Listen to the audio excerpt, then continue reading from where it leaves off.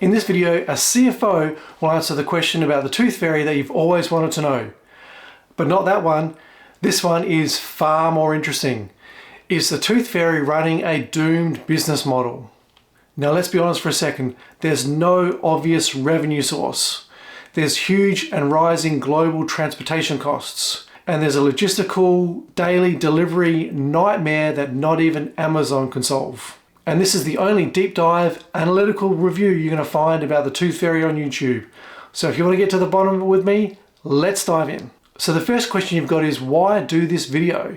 And there's three reasons. And the first one is because my first job working for an accounting practice was doing the financial statements and tax for dental practices.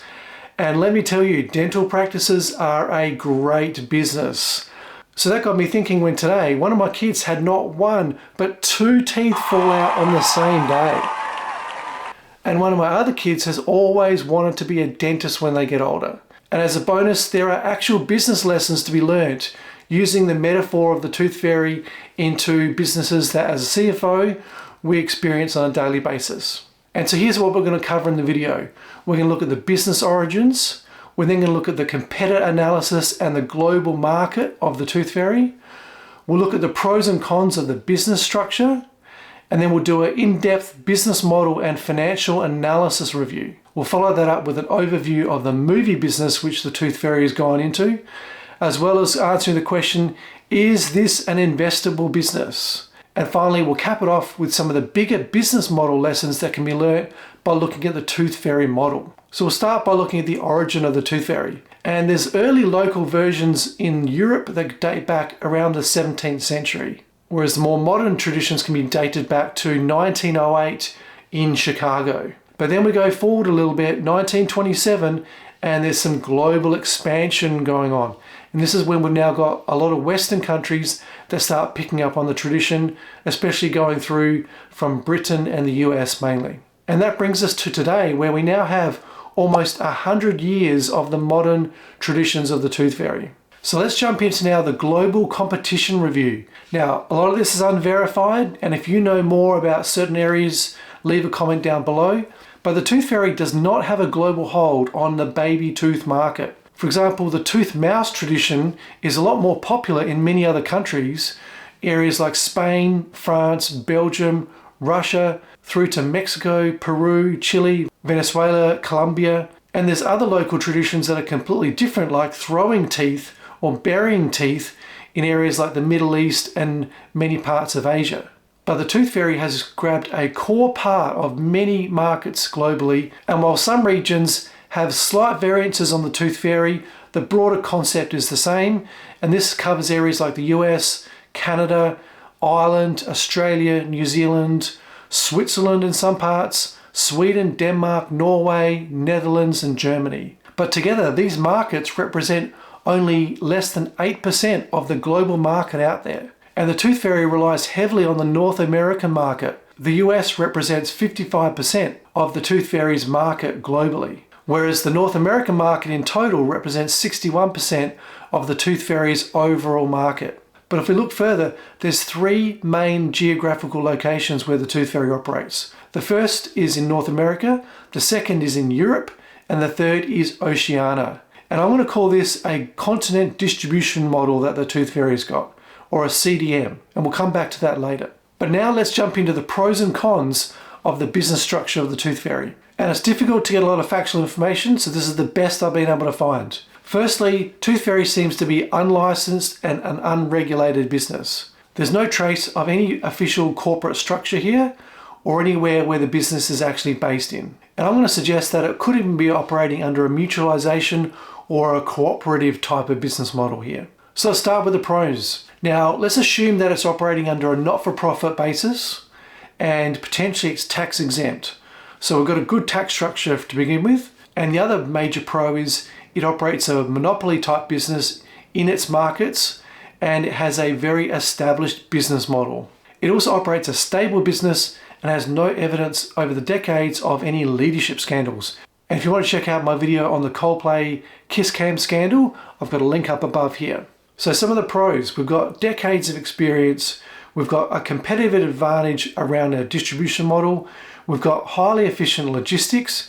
In particular, we've got a technology platform which has been running the world's most advanced delivery system for decades, so much so that it may seem unbelievable, but we also seem to have a highly advantageous labor cost model with no reported cases of industrial action or strikes whatsoever. But now let's look at some of the cons. And as I mentioned before, there's many parts of the globe where the tooth fairy has had no success at its global expansion efforts. And in fact, most of the Western countries where its core market share is have declining birth rates. And this is a big con for the tooth fairy. Now let's look at the map. And I might be the first person that's ever mapped out the tooth fairy countries globally. But what we can see here is there's 3 time zones where it seems to have located its efforts. I'm just going to go back to the CDM model here. What it's done is it's got time constraints where in each of these time zones, it's captured a part of that area, but it hasn't been able to successfully expand into further countries in that same time zone area. And that suggests to me that there's actually some constraints here. The tooth fairy business model is working under some significant capacity constraints, and they haven't been able to expand any further in each of those localized regions. And that seems to be the only logical explanation here. So in summary, in each time zone it operates, it can only handle one mass market. And perhaps they've got limited access to capital, so they can't fund any expansion of their business model to go further than that. And let's take that further. I suspect that the tooth fairy has limited access to debt markets and maybe even no access to tier 1 lenders. And that could well be a sign that this is a cash-only business. And in a digital world where cash is being ruled out, that is a major threat for the tooth fairy. As a business owner, another major con that I would be concerned about is there's no trademarks, there's no copyright they've got over any part of their business model that's ever been lodged. And as we mentioned before, they haven't won a new market in decades. There seems to be no growth or expansion strategy, and leadership doesn't seem to be focusing on that as a strategy whatsoever. And a final con, this century, the growth of players like Amazon in their delivery models mean we've now got the threat of a competing delivery system, whether it be Amazon Prime or even Uber Eats. So we should be concerned that there's a global competitor who has a logistical model that could rival that of the tooth fairy. So let's now wind it back. Let's have an in-depth look at the business model and some financial analysis behind it. So at the core, this is a very basic business. Tooth fairy leaves money in exchange for sourcing children's teeth. But it's fascinating that the tooth fairy has based its business around operating in markets where there's higher average incomes. And it's quite fascinating to see that the model has also based itself around countries where dental care is higher, potentially, and so therefore the quality of the teeth that they're getting is higher than in other countries where they haven't pursued going further into those markets. So let's crunch some numbers now, but we're going to have to use some pretty broad guesstimates. Now these numbers relate only to the countries I mentioned before where the tooth fairy has an active market dominant position. So each child loses 20 baby teeth. You typically lose those between the ages of 6 to 12. So on each year you're losing an average of 2.8 teeth per year. Now across those countries we have somewhere between 42 to 63 million 6 to 12 year old children. So therefore we've got somewhere between 117 and 176 million teeth per year coming out. Now this is where it gets really interesting.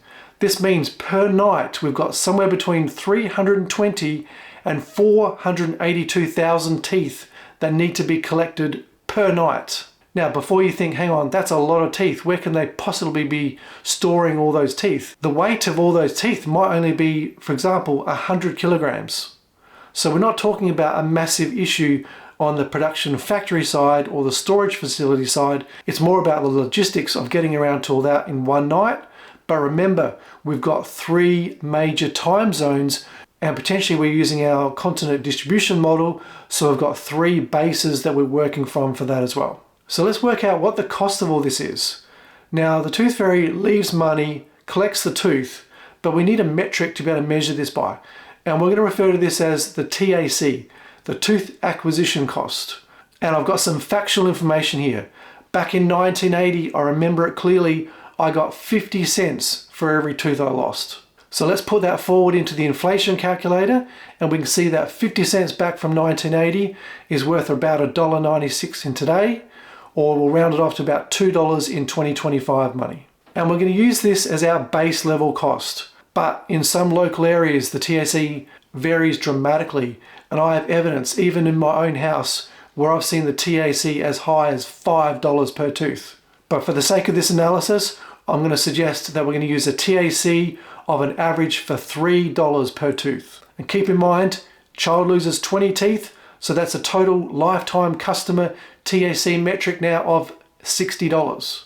And if we calculate based on all the countries we know, all the ages we know, the number of teeth that are coming out per night, and go forward across an annual amount, we can calculate that the global TAC figure for the tooth fairy is somewhere between $351 million and $528 million. So now we've worked out that across a full year, we've got about $500 million in expenses that the tooth fairy is forking out for its supply of baby teeth. Now, another wild estimate here, if we take the TAC proportion of the total expenses for the tooth fairy is about 50-50, that means we've got another $500 million of expenses in running the organization.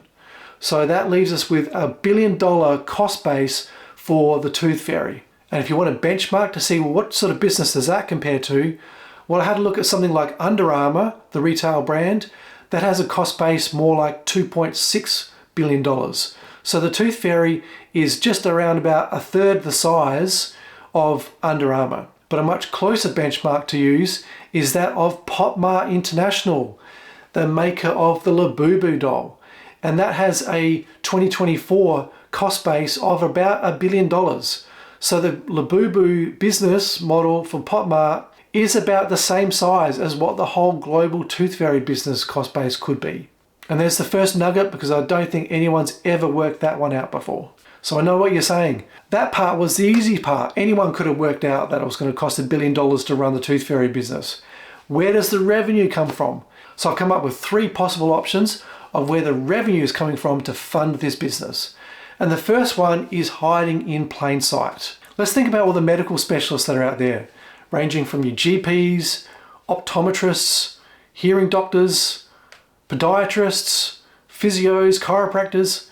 But there's one thing that we've never realized about the dentist, and that is the dentist is the only business model in all of the medical field where we go for regular checkups when we are not sick and do not have symptoms. So in other words, there's a revenue model behind the dentist that stands apart from just about every other medical field. And why is that? Because underneath the dentistry model, there's some kickback commissions going back to the tooth fairy. So the dollars are flowing on a regular basis from all the dentists in these countries back somehow to this global organization running through the tooth fairy. And so what about the other revenue sources? Well, let's circle back. 117 to 176 million teeth per year. What are they doing with all the teeth? There's 4 elements to a human tooth. Enamel and dentin are 2 that perhaps somehow scientifically the tooth fairy and their production facilities have worked out how to extract some sort of mineral out of that they've turned into a byproduct and are selling on to other corporations and potentially driving massive amounts of revenue. And the third one is mass media. And there's always been children's books about the tooth fairy. I'm sure there's royalties going somewhere. And more recent times, major motion pictures that the tooth fairy has expanded into. And let's talk about that for a minute, because it hasn't always gone well. Now, the first movie they did was a low-budget horror movie in 2006 called The Tooth Fairy, and that disappeared. They might have just been testing the waters there. But in 2010, they went big time. They brought in The Rock, they went Hollywood, and they came out with Tooth Fairy. And this was a pretty fun movie. But the box office didn't go great. Now, it had a $48 million budget, brought in $112 million at the box office, but after taking out the cut for the theatres, deducting off all the marketing costs, this might have just broken even. And we can tell it didn't do super well because when they brought out Tooth Fairy 2, it went straight to video. And this one was a bomb. They downgraded from The Rock to Larry the Cable Guy. It was a disaster and it destroyed the franchise for the Hollywood side. But somewhere behind the scenes, the Tooth Fairy horror movie franchise got rebooted. So 7 years later, 2019, out comes again the Tooth Fairy. And this is followed quickly by Tooth Fairy 2, 3, 4, and let's not forget 2022's Tooth Fairy 5, Drill to Kill. But really all this has tarnished the brand. They never should have got involved in it, and it's killed the reboot possibility of the Hollywood franchise. So let's ask a final question now. Is the Tooth Fairy an investable business? So to me, there seems to be no exit path as an investor. They're not delivering capital growth, and there's no dividend history to even justify this as an income play. They've got a rising cost structure. They've got no international expansion plans to excite me. And to be honest, the marketing strategy hasn't seemed to have changed in the last 50 years. So therefore, I cannot recommend investing in this as a business. But we can get some bigger business lessons out of the Tooth Fairy model. Firstly, businesses can be built on the quality of their revenue base, especially when it's very broad, consistent, and somewhat disconnected from market cycles. Second is there can be a limit to global expansion possibilities. You need to understand local markets and where you should invest to expand, and where taking big bets on new markets might be a bad idea. Next is efficient distribution and logistic models can make or break a business. And it's why Apple promoted Tim Cook to be CEO, where he'd been the SVP of worldwide operations, and a core part of that was the supply chain management. Next, we always have to stay on top of our cost base, especially in a rising cost environment. And lastly, great businesses can be the ones hiding in plain sight and aren't always the ones that get the big headlines. So now let's get these ready to put under the pillow for tonight and see if they deliver a return in the morning. If you're a new CFO or aspiring to be one, I've got more great content designed just for you, like this one up here. I make content about business and finance analysis and the skills needed to be a modern CFO. And if any of that sounds like it's for you, consider subscribing, and I'll see you on the next one.